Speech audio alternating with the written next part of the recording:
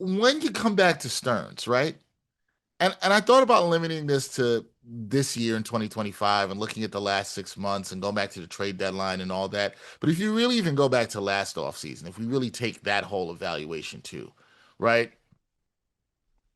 How, he's had a lot of restraint. That's the word I will use to be sort of nice here, right? He's had a lot of restraint, right?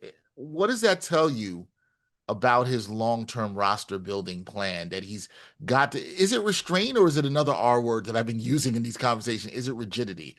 How do Huh. you like to look at this? So I think restraint is the word.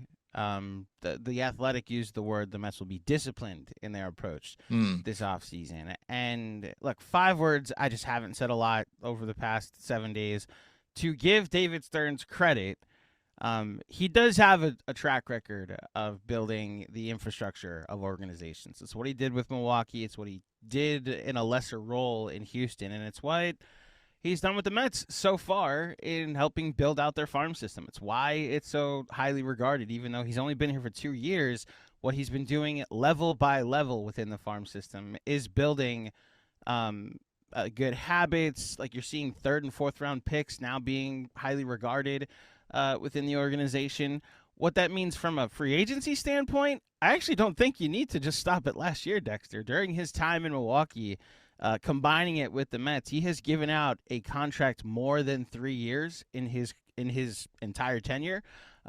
Only 4 times. Two of those were extensions to Freddie Peralta and Christian Yelich. One was a signing of Lorenzo Cain, and one was Juan Soto that I think you and I both agree Steve Cohen had much more to do with that than David Stearns did. So, look, I do think he is really good at establishing the infrastructure of an organization. You know, I come from the basketball world. What I always appreciated about Tom Thibodeau was his rigidity, which is why I think it's a fascinating comparison, but the floor that he established with the Knicks. And like they might not be as high as you want them to be, but they definitely won't go any lower than a place that they haven't been for the majority of this century. And like I always appreciated the floor that Tom Thibodeau established with the Knicks, even though they eventually decided they needed to explore a different ceiling.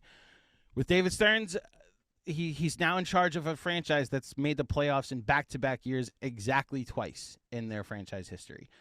I will understand if he's able to build a Brewers like floor with the Mets, and Steve Cohen calls that a success. I do think there will come a time that he has to turn the Mets from a playoff contender into a championship contender, which will force him to go out of his comfort zone financially. But for now, I want to give him at least that benefit of the doubt that he's trying to establish a floor with his rigidity and with his discipline. And we'll see if it eventually leads to sustained success for a franchise that hasn't always been able to say they've had that.